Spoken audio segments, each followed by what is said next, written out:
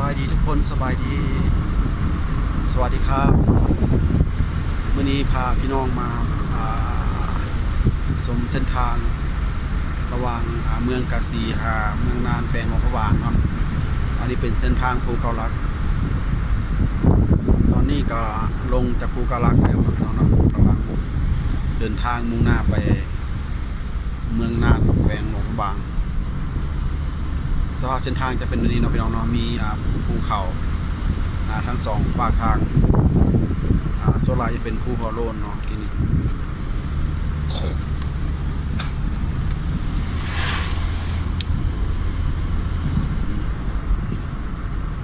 เอา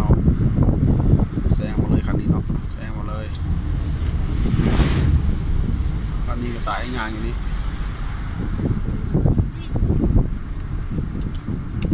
กำลังลงภูอีกภูตัวนึงเนาะที่ว่าสูงชันตัวนี้สูงชันพอสมควรตัวนี้ราคาขึ้นนี่ก็ถือว่าสั้น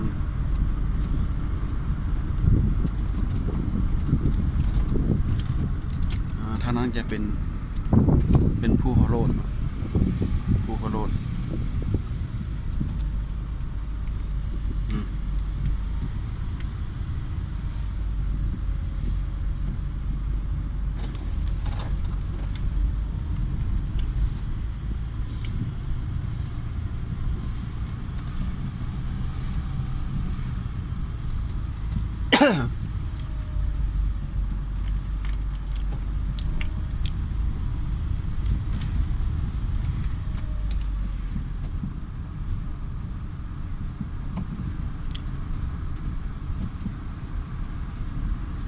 เส้นทางลงภูกระลักเบื้อง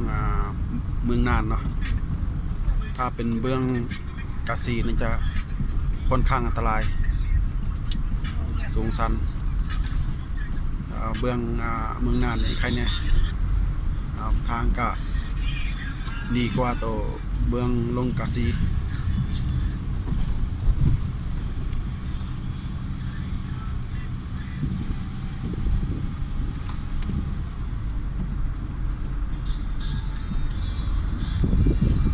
กำลังลงภูเด้อพี่น้องเด้อกำลังลงภูเด้อเบื้องนั้นจะเป็นภูพะโลนเนาะภูพะโลนโอ้ทางมื่นหลายเด้อพี่น้องเด้อเปียกน้ำหมอกพี่น้องเลยเปียกน้ำหมอกจะมีหมอกตกตลอดเลยที่นี่พี่น้องเลยค่อนข้างมื่นอันตรายต้องใส่เกียร์ต่ำเนาะขาลง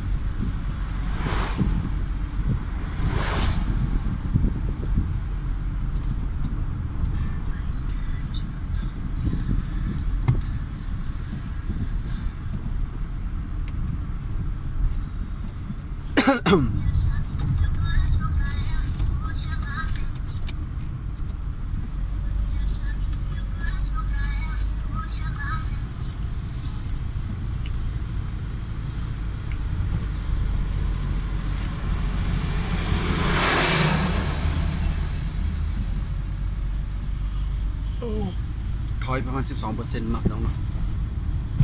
สั่น 12%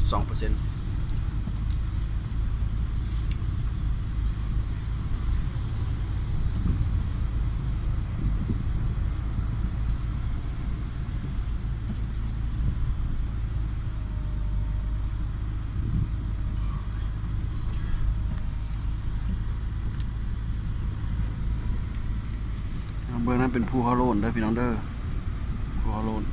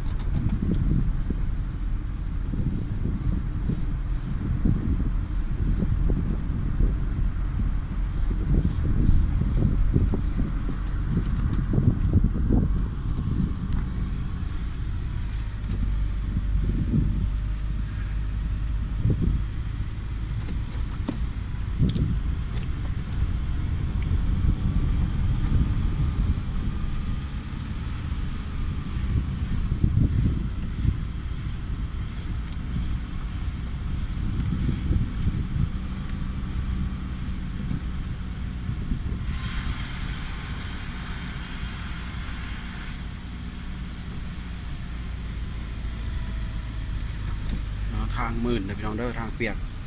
น้ำหมอกพี่น้องเลยน้ำหมอกจะตกตลอดทางเปียก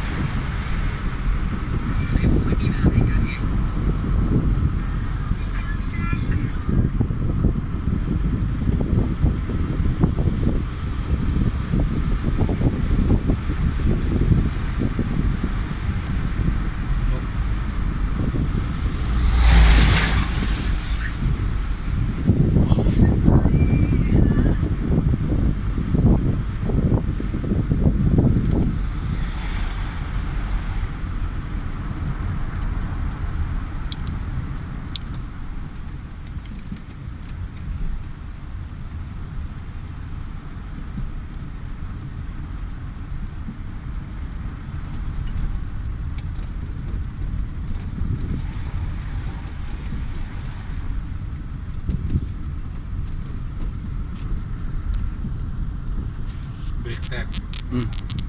ใครยุดแตกตอนขึ้น แต่ขึ้นเนาะแต่ตกลงอันตราย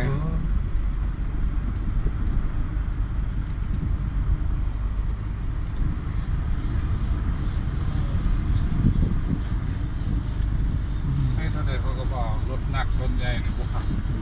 รถเมล์เขายังพวกขับได้25คนนะ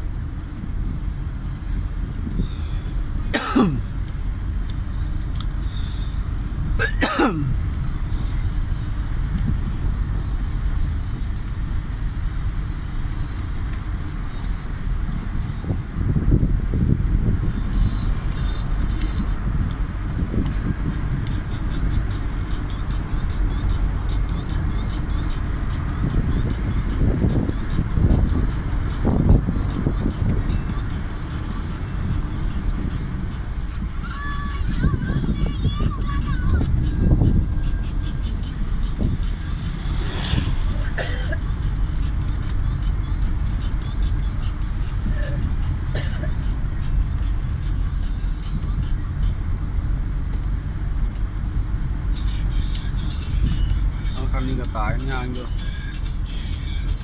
ไปบ่รอดสุกใส่จักรล็อกสุกจักรล็อก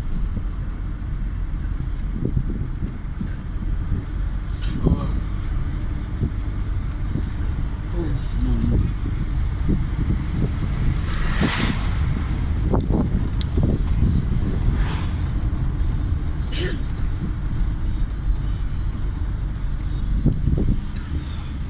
ุ่ม